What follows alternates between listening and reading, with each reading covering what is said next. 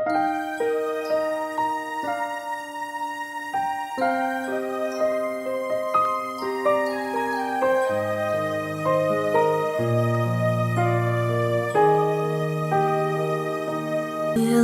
kau izinkan sesuatu terjadi, ku percaya semua untuk kebaikanku. Bila nanti telah tiba waktumu, ku percaya kuasamu memulihkan hidupku.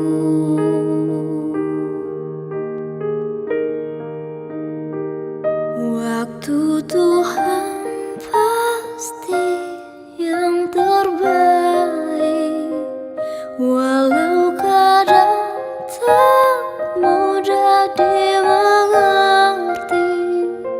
Lewati cobaan, ku tetap percaya waktu Tuhan pasti yang terbaik.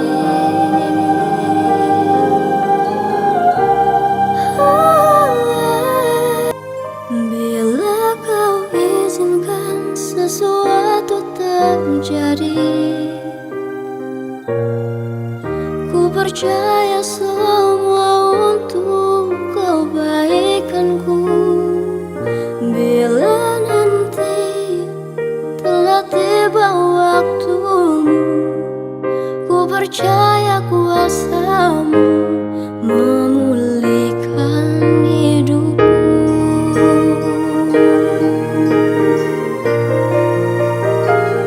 Waktu Tuhan pasti yang terbaik, walau kadang tak mudah dimengerti. Lewati cobaan, ku tetap percaya waktu Tuhan pasti yang terbaik.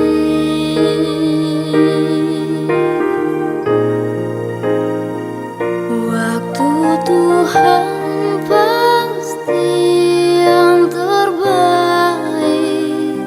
walau kadang tak mudah dimengerti. Lewati cobaan, ku tetap percaya waktu Tuhan pasti yang terbaik. Waktu Tuhan pasti yang terbaik. Waktu Tuhan pasti yang terbaik.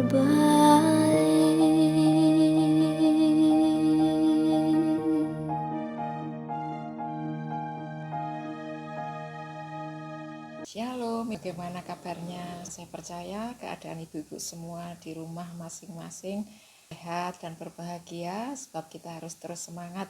Tuhan beserta kita senantiasa. Mari kita berdoa terlebih dahulu.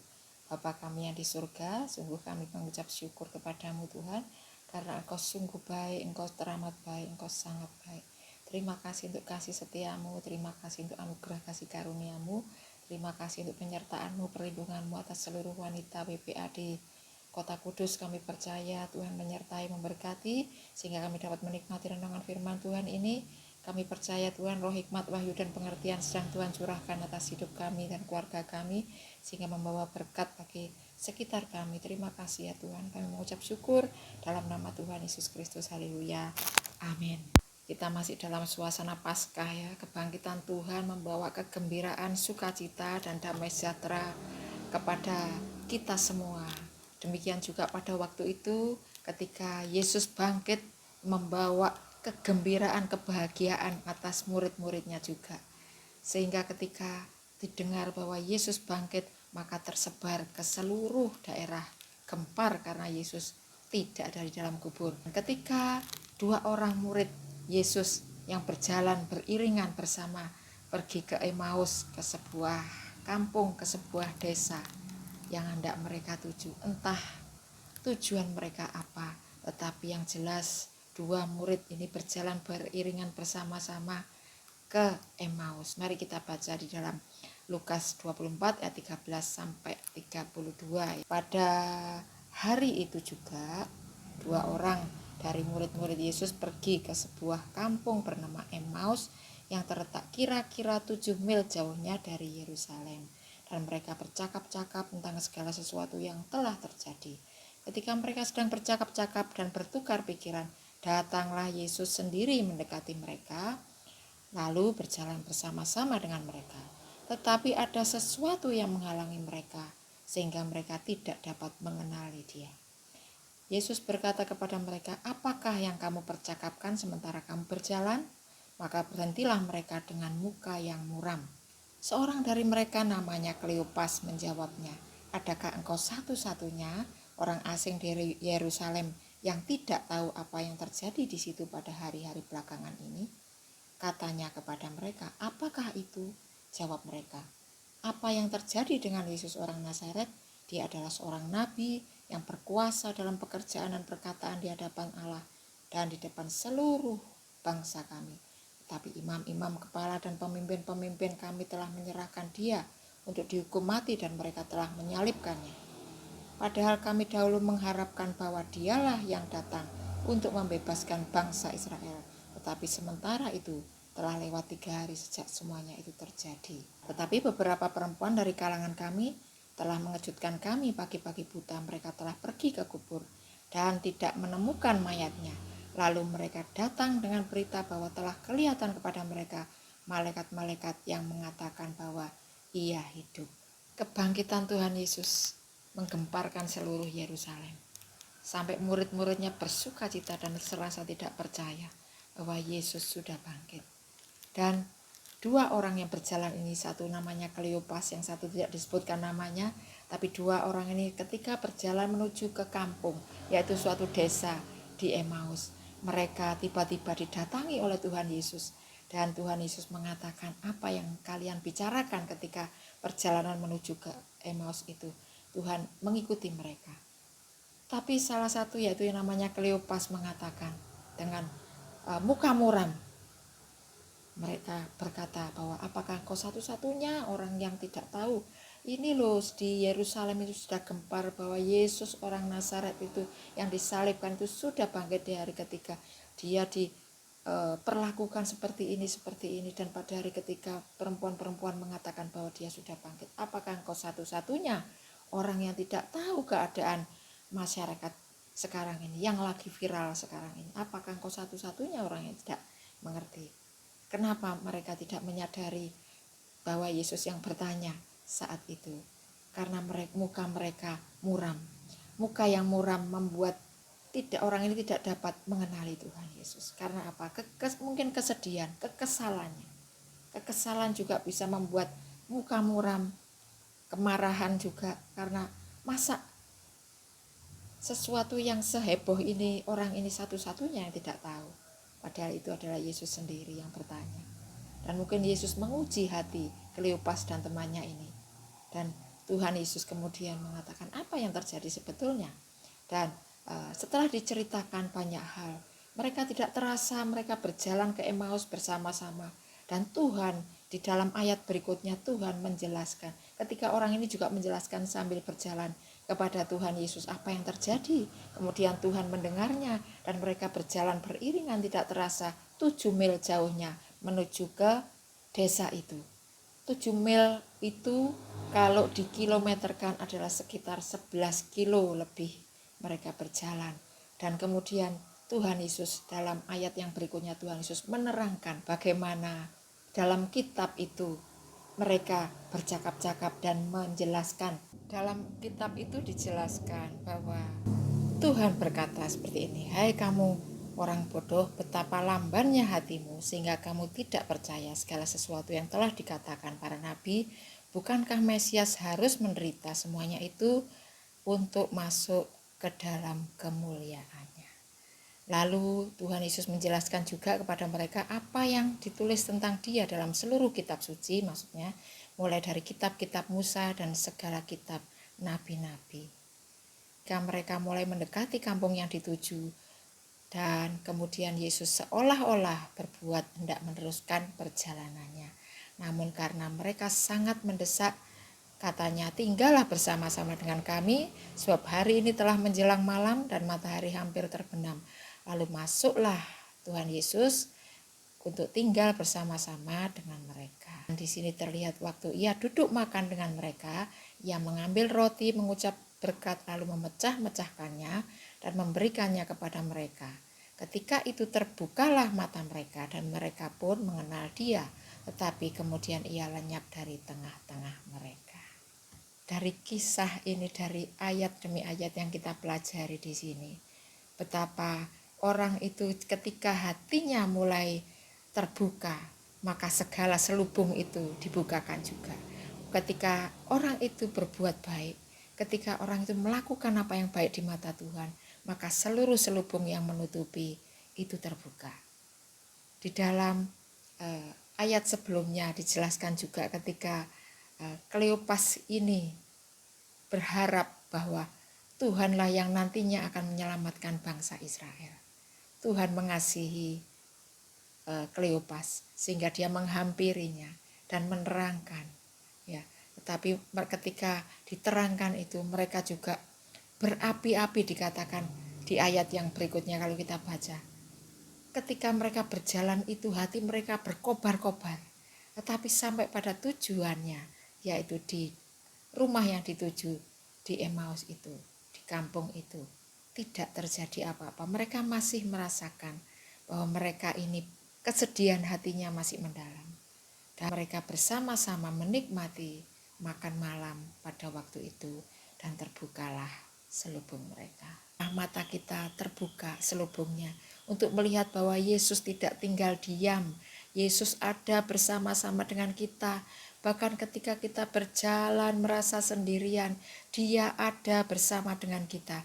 Dia berjalan bersama kita terus dengan perkataan-perkataan firman-Nya menguatkan iman percaya kita. Jangan sampai hati kita tertutup dengan kesedihan, pikiran kita terselubungi dengan kekhawatiran. Tetapi biarlah mari kita berdoa, Tuhan, aku mau Engkau sendiri yang berjalan bersama dengan kami, dan kami boleh melihat kebaikan-Mu, kemuliaan-Mu, pertolongan-Mu, dan anugerah kasih karunia-Mu. Tuhan ingin yang Tuhan ingin kerjakan, kita bangun. Mari kita bangun, kita bangkit, belajar, dan kemudian berjalan dengan Tuhan. Belajar firman Tuhan, berjalan dengan Tuhan, mendengar firman Tuhan, berjalan dengan Tuhan, dan menyadari bahwa kita bersama-sama dengan Tuhan. Kita tidak berjalan sendirian. Perjalanan menuju kemanapun, Tuhan pasti menyertai kita. Minta Tuhan supaya membuka penghalang-penghalang, selubung-selubung di mata rohani kita, supaya kita tetap percaya bahwa Tuhan bersama dengan kita. Tidak akan sekalipun Tuhan meninggalkan kita. Tidak sekalipun dibiarkannya kita berjalan sendirian, tetapi Dia terus akan menyertai kita. Bahkan Dia akan menyertai kita sampai kesudahan alam. Hal ini ibu-ibu yang membuat kita kuat, ya. Jangan sampai kesedihan sekali lagi membuat kita jauh dari Tuhan. Mari bangkit berjalanlah bersama Tuhan, dan bersukacitalah senantiasa, sebab Tuhan akan memberikan apa yang kita inginkan. Mari menyadari bahwa Immanuel, Tuhan beserta dengan kita. Apapun kondisi kita, keadaan kita, dan dimanapun juga kita berada, Tuhan menyertai kita, dan tidak ada yang mustahil bagi Dia. Tuhan Yesus memberikan kepada kita pertolongan, jenis apapun persoalan kita, seberat apapun persoalan kita. Mari kita menyadari bersama-sama bahwa Tuhan itu ada bersama dengan kita, berjalan setiap hari, day by day, berjalan dengan kita, melindungi kita, memberkati kita, bahkan menerangkan firman Tuhan yang sulit sekalipun. Dia menerangkan, menjelaskannya, sehingga kita mendapatkan kekuatan setiap hari. Ingini Tuhan, ingini Dia seperti tadi Kleopas yang mengajak, mari Tuhan sedikit memaksa, tinggallah bersama dengan kami, tinggallah bersama dengan kami, memohon bahwa malam ini tinggallah bersama dengan kami karena hari sudah malam, tinggallah bersama kami. Kemudian Tuhan tinggal bersama-sama dan Tuhan menyingkapkan segala sesuatu. Malam hari ini kita minta kepada Tuhan, Tuhan tinggallah dalam hatiku senantiasa, agar supaya hatiku ini boleh melihat kebaikan-Mu, boleh melihat anugerah-Mu, boleh melihat kasih setia-Mu.